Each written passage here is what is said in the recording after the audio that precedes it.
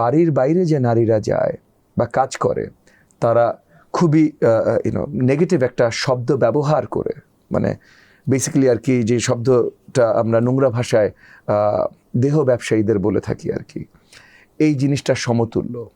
তো এই ধরনের চিন্তা চেতনা যাদের, তারা গণতান্ত্রিক রাজনীতিতে বিশ্বাসী হবে বা করবে, এটা মানে কতটা ঘোল খাওয়াবেন ভাই জনগণকে, কতটা আপনি ওই যে চেঁচামেচির বক্তৃতা দিয়ে ভোট নেবেন ভাই, জ্বালিয়ে দেবেন, পুড়িয়ে দেবেন। তো চলেন ভাই জ্বালান, আমরাও দেখি না কতটা জ্বালাইতে পারেন। আসেন, মানে ঈদের ভোটে আসেন, ভোটের কথা বলেন, আর নাহলে আসেন। আমরা চেঁচামেচিতে বিশ্বাসী না, কাজে বিশ্বাসী। যদি জ্বালানোর মতো আপনার ক্ষমতা থাকে, আসেন জ্বালান, দেখি কতখানি জ্বালাইতে পারেন। আমরা চুপচাপ বসে নাই ভাই। স্বৈরাচারের বিরুদ্ধেও আমরা যুদ্ধ করেছি, সব জায়গায় আমরা যুদ্ধ করেছি। হ্যাঁ, সাইন করে দিয়ে মুছলেখা দিয়ে চলে আসি নাই যে আর করবো না ভাই, মাফ করে দেন। হ্যাঁ, তো এনিওয়ে আমি উগ্রপন্থীর জায়গা এই দেশে আমরা হইতে দিব না ভাই, এটা হইতে দিব না। আমি জানি এই যে হইতে দিব না কথাটাও একটু উগ্রপন্থীবাদের, কিন্তু এটা উগ্রপন্থীকে থামানোর জন্য আমাদের মা বোনদের প্রোটেকশনের দায়িত্ব আমাদের। কেউ তাদেরকে মানে গণজীবন থেকে সরিয়ে দেবে, এটা হতে দেব না।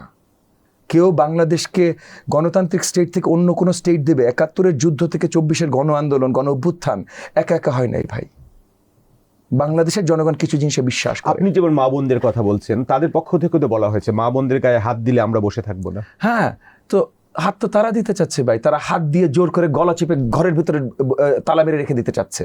তো এটা করলে আমরা বসে থাকবো?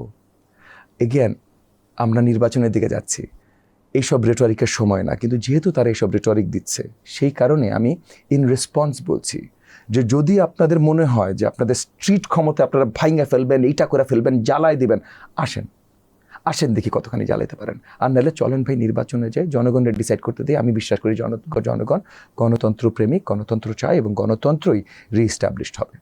আমরা এই অনুষ্ঠানে একটু হাইপোথেটিক্যালি দুই একটা প্রশ্ন করে থাকি।